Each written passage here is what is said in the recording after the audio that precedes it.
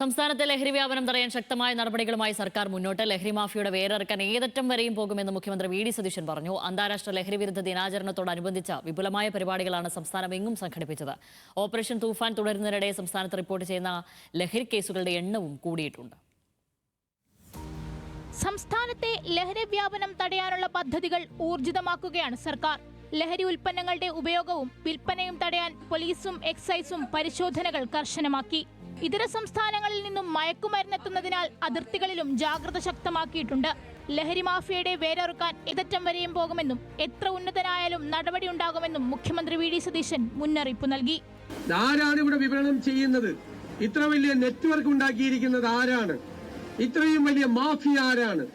ആ മാഫിയയെ മുഴുവൻ എത്ര വലിയ ഉന്നതന്മാരാണെങ്കിലും എത്ര വലിയ ആളുകളാണെങ്കിലും അവരെ നിയമത്തിന്റെ മുന്നിൽ കൊണ്ടുവന്ന് ഇത് അവസാനിപ്പിക്കാനുള്ള ദൃഢനിശ്ചയത്തോടു കൂടിയാണ് സർക്കാർ മുന്നോട്ട് പോകുന്നത്. അന്താരാഷ്ട്ര ലഹരി വിരുദ്ധ ദിനാചരണത്തോടനുബന്ധിച്ച് വിപുലമായ പരിപാടികളാണ് സംസ്ഥാനമെങ്ങും സംഘടിപ്പിച്ചത്. എറണാകുളത്ത് നടന്ന പരിപാടി സാമൂഹ്യക്ഷേമ വകുപ്പ് മന്ത്രി വി അബ്ദുൾ ഗഫൂർ ഉദ്ഘാടനം ചെയ്തു. തിരുവനന്തപുരം സിറ്റി പോലീസ് സംഘടിപ്പിച്ച സൈക്കിൾ റാലിയിൽ ആരോഗ്യമന്ത്രി കെ മുരളീധരൻ പങ്കെടുത്തു. ഒരു സമ്പൂർണ്ണ മദ്യനിരോധനത്തിലേക്ക് നമ്മൾ നടന്നെടുക്കുന്നതേ ഉള്ളൂ. പക്ഷേ മയക്കുമരുന്ന് അതുപോലെയല്ല. മയക്കുമരുന്ന് ഒരിക്കൽ അതിൻ്റെ അകത്ത് പെട്ടുപോയാൽ പിന്നെ മോചനമില്ല. പ്രത്യേകിച്ച് യങ് ജനറേഷനെ ബാധിക്കുന്നു. അതുകൊണ്ടാണ് അത് കംപ്ലീറ്റ് ആയിട്ട് തുടച്ചു നീക്കാനുള്ള പ്രവർത്തനങ്ങൾ നടത്തുന്നത്. ലഹരി മാഫിയയുടെ വേരറുക്കാൻ ലക്ഷ്യമിട്ട് സംസ്ഥാനത്ത് ആരംഭിച്ച ഓപ്പറേഷൻ തൂഫാൻ തുടരുന്നതിനിടെ സംസ്ഥാനത്ത് രജിസ്റ്റർ ചെയ്യുന്ന ലഹരി കേസുകളും കൂടിയിട്ടുണ്ട്. മലപ്പുറം കൊണ്ടോട്ടിയിൽ 780 ഗ്രാം MDMA-യുമായി യുവാവ് പിടിയിലായി. അരൂർ സ്വദേശി രതീഷാണ് അറസ്റ്റിലായത്. ലഹരിക്കടത്തിന് ഉപയോഗിച്ച സ്കൂട്ടറും കസ്റ്റഡിയിലെടുത്തിട്ടുണ്ട്. ഇടുക്കിയിൽ ക്യാൻസർ ബാധിതർ കഴിക്കുന്ന വേദന സംഹാരിയാണ് യുവാക്കൾ ലഹരിക്കായി കുത്തിവെച്ചത്. ഓപ്പറേഷൻ തൂഫാന്റെ ഭാഗമായി നടത്തിയ പരിശോധനയിൽ നെടുങ്കണ്ടം സ്വദേശികളായ 3 യുവാക്കളെ പോലീസ് പിടികൂടി. കോഴിക്കോട് താമരശ്ശേരിയിൽ 10 ഗ്രാമിലധികം ഹെറോയിനുമായി അസം സ്വദേശി പിടിയിലായി.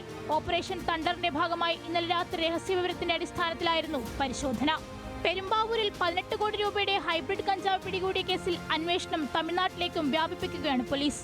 പ്രതികളായ ആയുഷിന്റെയും അനികയുടെയും കൂട്ടാളികൾ തമിഴ്നാട് കേന്ദ്രീകരിച്ച് ലഹരി കച്ചവടം നടത്തുന്നതായാണ് കണ്ടെത്തൽ. കേസിൽ കൂടുതൽ പേർ ഉടൻ പിടിയിലാകുമെന്ന് പോലീസ് അറിയിച്ചു. താമരശ്ശേരിയിൽ സ്കൂൾ വിദ്യാർത്ഥിയുടെ വാട്ടർ ബോട്ടിലിൽ വാറ്റ് ചാരായം കണ്ടെത്തിയതിൽ കുട്ടിയുടെ രണ്ടാനച്ഛനായുള്ള അന്വേഷണം തുടരുകയാണ്. വിദ്യാർത്ഥികളുടെ ബാഗുകൾ പരിശോധിക്കാൻ അധ്യാപകർ സ്വാതന്ത്ര്യം നൽകുന്നതിന് പ്രായോഗിക ബുദ്ധിമുട്ടുണ്ടെന്നും അനുമതി നൽകിയാൽ ദുരുപയോഗം ചെയ്തേക്കുമെന്നും വിദ്യാഭ്യാസ മന്ത്രി എൻ ഷംസുദ്ദീൻ പറഞ്ഞു. പക്ഷെ നമ്മൾ ശ്രദ്ധിക്കേണ്ടത് ഇത്രയേ ഉള്ളൂ. ഇപ്പോൾ പഴയ കാലത്ത് നമുക്ക് കോളേജ് ക്യാമ്പസുകളെ ആയിരുന്നു നമ്മൾ വലിയ ആദിയോടുകൂടി കണ്ടിരുന്നത്. ഇന്നും അതിൻ്റെ ആദി കുറഞ്ഞു എന്ന് ഞാൻ പറയുന്നില്ല. പക്ഷേ സ്കൂൾ ക്യാമ്പസുകൾ കൂടി ശ്രദ്ധിക്കേണ്ട ഒരു അവസ്ഥയിലേക്ക് ലഹരിയുടെ കാര്യത്തിൽ ഇന്ന് മാറിയിട്ടുണ്ട്. സംഭവത്തിൽ ജുവനൈൽ ജസ്റ്റിസ് നിയമപ്രകാരം കേസെടുത്ത പോലീസ് കുട്ടിയെ ബോയ്സ് ഹോം സ്റ്റേയിലേക്ക് മാറ്റിയിരിക്കുകയാണ്. വിവിധ ബ്യൂറോകൾക്കൊപ്പം ന്യൂസ് ഡെസ്ക്, ന്യൂസ് മലയാളം.